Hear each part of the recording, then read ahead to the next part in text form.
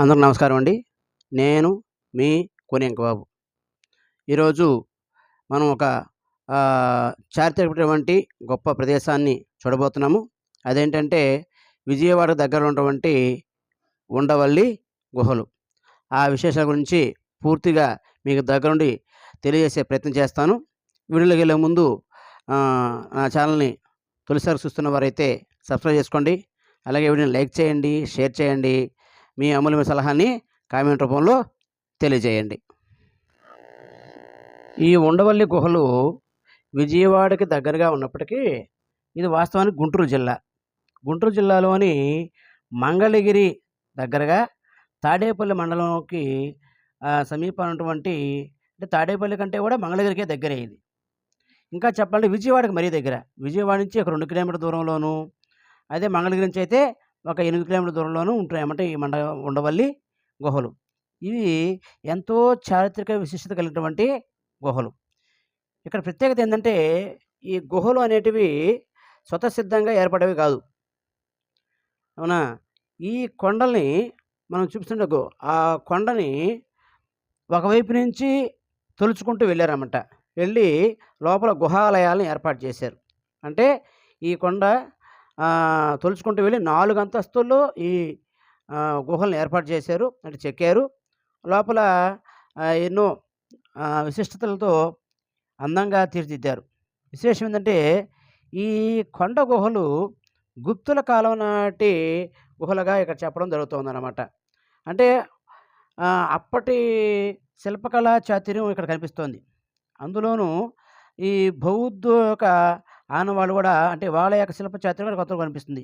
ఇప్పుడు మనం చూస్తుంది ఇక్కడ ఈ కొండ గుహలో నుంచి, అంటే ఆల్రెడీ స్వతసిద్ధంగా కొంత చిన్న గుహ ఒకటుంది.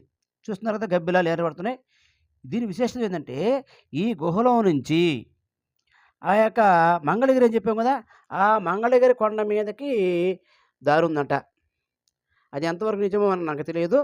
కానీ ఇదేంటంటే, ఆ రోజుల్లో శత్రురాజు నుంచి తప్పించుకోవడానికి రాజులు ఈ గుహను వాడేవారని అంటారు. ఇప్పుడు మనం చూస్తుంది కొండను తొలిచినటువంటి గుహ లోపల ఉన్నటువంటి ప్రాంతం. చూడండి, పెద్ద కొండను తొలిచి మీకు బాగా గమనించారంటే ఆ ఘాట్లు చెక్కిన విధానం బాగా కనిపిస్తుంది. మరి ఇక్కడ నల్లగా ఉంది ఏంటి అంటే, బౌద్ధులు ఈ ప్రాంతంలో సంచరిస్తున్న కాలంలో, అంటే ఆ మత ప్రచారంలో భాగంగా సంచరిస్తున్న కాలంలో ఈ బౌద్ధ సన్యాసులు ఇక్కడ తలదాచుకునేవాళ్ళంట. వర్షాలప్పుడు, వానలప్పుడు, అంటే వాతావరణ పరిస్థితుల నుంచి తట్టుకోవడానికి ఇక్కడ అద్దుకాలు నివాసం ఉండేవాళ్ళంట. అందుకనే మన కింద గోడంతా నల్లగా కనిపించాయి. అంటే వాళ్ళ వంటలు వార్పులు చేసుకోవడంతో అవన్నీ నల్లగా అయినాయి. అప్పటి నుంచి అలాగే ఉంది. చూడండి, గబ్బిలాలు చాలా పురాతనమైంది కాబట్టి ఇక్కడ గబ్బిలాలు ఆవాసమై ఉంది. కానీ పర్యాటకులు మాత్రము ఫ్రీక్వెంట్‌గా వస్తూ ఉంటారు. చూడండి, ఆ చివరి చివరి వరకు ఎంత బాగా, అంతా ఒకే కొండండి. ఒకే కొండ. ఒకే కొండని ఇంత అద్భుతంగా ఇది మొదటి మనం చూస్తున్నది రెండో అంతస్తనమాట. ఇప్పుడు పై అంతస్తుకి వెళ్దాం. ఇక్కడ మరికొన్ని విశేషాలున్నాయి. కింద మీరు ఇందాక చూసిన స్తంభాలు మామూలుగా ఉన్నాయి కదా, మరి ఇక్కడ చూడండి. ఈ స్తంభాలని మన గుడిలో స్తంభాల్లాగా చక్కగా చెక్కున్నారు. ఇక్కడ అనేక దేవతా విగ్రహాలను కూడా చెక్కున్నారు. వాటిని కూడా మీకు చూపిస్తాను. చూడండి, అంటే గోడని ఆ కొండని చెక్కేసి అందులో ఇలాంటి విఘ్నేశ్వరుడు,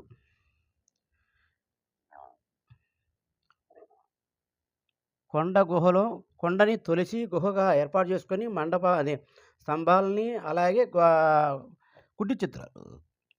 కుట్టి చిత్రాలు అంటే బ్రహ్మ, ఇలా అనేక దేవతామూర్తులు ఇక్కడ కొలువై ఉన్నారు. ఇవన్నీ కూడా గోడ మీద చెక్కున్నారన్నమాట. కొన్ని మాత్రం చిన్న చిన్న గుహలుగా, అంటే చిన్న మందిరాలు చెక్కున్నారు. అయితే వాటి లోపల పోకుండా ఈ తలుపులు ఏర్పాటు చేస్తున్నారు, పర్యాటకులు ఇబ్బంది కలిగిస్తారేమో అని. చూడండి ఎంత అంటే కొన్ని, ఇది చెప్పాలంటే 4-5 శతాబ్దాల నాటి శిల్పాలు. అంటే దాదాపు 1500 సంవత్సరాల క్రితం నాటి, అంటే 15 శతాబ్దాల క్రితం నాటి శిల్పకళా నైపుణ్యం ఇది. అప్పట్లో ఎటువంటి యంత్రాలు లేవు, ఎటువంటి సాధనాలు లేవు. అయినా ఇంత గొప్ప శిల్ప చాతుర్యాన్ని వాళ్ళు ప్రదర్శించారంటే చాలా గొప్ప విషయంగా మనం చెప్పుకోవాలి. భారతదేశం అంటేనే శిల్పకళకు కాణాచి. శిల్పకళకు కాణాచి, అనేక కళలకు కాణాచి. అందులో శిల్పకళ మహత్తరమైంది. చెక్కు చెదరనిది. ఆనాటి నుంచి ఇప్పటి వరకు కూడా తన యొక్క ఉనికిని చాటుకుంటూనే ఉందన్నమాట. ఇక్కడ అనేక రకాల శిల్ప చేతులు మనం చూడొచ్చు ఈ భారతదేశంలో. అట్లో ఇదొకటనమాట. ఎక్కువగా అయితే ఈ మనం చూస్తుంది చూడండి కృ కృష్ణుడు అనుకుంటాను. కొన్ని మాత్రం లోపల విధ్వంసం చేశాను. అంటే ఏదో పాడు చేసినందువల్ల అడ్డాలు ఈ తలుపులు పెట్టేస్తున్నారు పోనీయకుండా. మిగతావి మాత్రం మనం చూడొచ్చు. చూసారు గదా! ఈ స్తంభాలని ఆ ఘాట్లో చూస్తే అప్పట్లో ఆహ్, వారు ఎంత శ్రద్ధ తీసుకొని, ఎంత శ్రమపడి చెక్కారో అర్థమవుతుంది.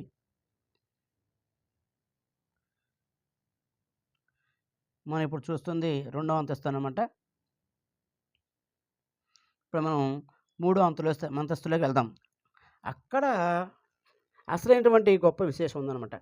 అదేందో నేను మీకు దగ్గరికెళ్ళి చూపిస్తానండోయ్! నిజం చెప్పాలంటే మంత్రముగ్ధులవుతారు. ఎవరైతే ప్రకృతి పిపాసులు, శిల్పకళ మీద అటువంటి ఆసక్తి ఉన్నవారు, ఏమి ఇలా చారిత్రక అంశాల మీద ఆసక్తి ఉన్నవారు ఖచ్చితంగా మంత్రముగ్ధులవుతారు. పర్యాటకులు చాలా ఆనందపడతారు. అటువంటి విశేషాలు ఈ యొక్క రెండో అంతస్తులో ఉన్నాయి. చూద్దాం. చూడండి. ఇక్కడ కూడా అలాగే తలుపులు ఏర్పాటు చేస్తున్నారు కొన్ని గుహలకి. ఇక్కడ మనం చూసిందంటే ఆళ్వార్లు. ఆళ్వార్లు అంటే వైష్ణవ మతాన్ని ప్రచారం చేసిన వాళ్ళు. అంటే ఈ గుప్తుల కాలం నాడు ఆ రోజుల్లో వైష్ణవ మతం చాలా ఉన్నత స్థితిలో ఉంది. ఆ మతాన్ని ప్రచారం చేస్తున్న భాగంగా వీళ్ళంతా ఆళ్వార్లనమాట. వారి యొక్క ప్రతిమలను ఇక్కడ ఆ గోడంటే కాదు, ఆ కొండలోనే, ఆ గుహలోనే ఇలా ఏర్పాటు చేస్తున్నారనమాట. చూసారు కదా! ఇప్పుడు అద్భుతమైన విషయం మీకు చూపించబోతున్నాను. అదేంటంటే ఏకశిలా ప్రతిమ. అన్నీ ఏకశిలే, కానీ ఇది అద్భుతమైన శిల్పం. అనంత పద్మనాభుడు. ఇది దాదాపు 20 అడుగుల పొడవు ఉంటుంది. పాదాల నుంచి శిరస్సు దాకా 20 అడుగుల పొడవున్నటువంటి ఈ అనంత పద్మనాభ స్వామి ప్రతిమని, శిల్పాన్ని ఇక్కడ ఒకే కొండ గుహలో, అదే రాయికి చెక్కున్నారు చూడండి. అలాగే ఆయనకి ఏమంటారు? ఆయనకి పూజలు చేసుకుంటున్నట్టుగా దేవతలంతా అక్కడ కొలువైనట్టుగా కూడా మనకు చిత్రించున్నారు చూడొచ్చు. గరుడాళ్వారు, ఈయన గరుత్మంతుడు. చూడండి, ఒకే కొండని తొలిచేసి ఎంత అద్భుతంగా జీవకళ ఉట్టిపడుతుంది. నిజంగా ఒక మనిషి అక్కడ పనుకోనున్నాడా అన్నట్టుగా ఎంత చక్కగా చెక్కారు చూడండి. వాళ్ళ శిల్పకళ చాతుర్యానికి మనం ఖచ్చితంగా జోహార్ చెప్పాలి. చూడండి, ఆంజనేయ స్వామి అంటే వైష్ణవ మతం ఉచ్చస్థితిలో ఉన్నప్పుడు చేసినటువంటి ప్రయత్నాలు అన్నమాట. అదేవిధంగా ఇక్కడ ఆ గుహాలయానికి ఎదురుగా అదే కొండ మీద అప్పటి ఋషులు, యతులు, వారి రూపాలు కూడా చెక్కున్నారు. ఇది కూడా ఆ కొండలో భాగమే. ప్రత్యేకంగా ఆడ ఏర్పాటు చేసినవైతే కాదు. ఆ కొండనే తొలిచి ఇంత అద్భుతమైన శిల్పకళా ఖండాలను ఏర్పాటు చేస్తున్నారు చూడండి. ఎంత అద్భుతమో చూడండి. ఒక రాయిని తీసుకొని చెక్కడం వేరు. ఆ మందిరం చూడండి.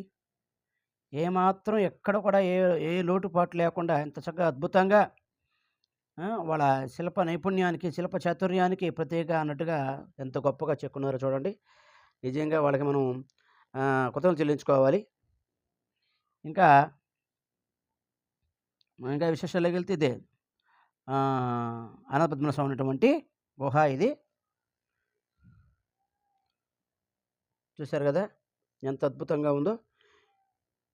ఇట్లాగా అంటే మనం 3 అంతస్తుల వరకే చూసాం. ఇప్పుడు మనం 4వ అంతస్తుకు పోనీయకుండా తాళ్ళు కట్టేస్తున్నారు, ప్రవేశం లేదంట. మరిన్ని విశేషాలని తెలుసుకోవడానికి మీరు ఖచ్చితంగా ఈ గుహాలయాలను సందర్శించండి, చూడండి. అవునా?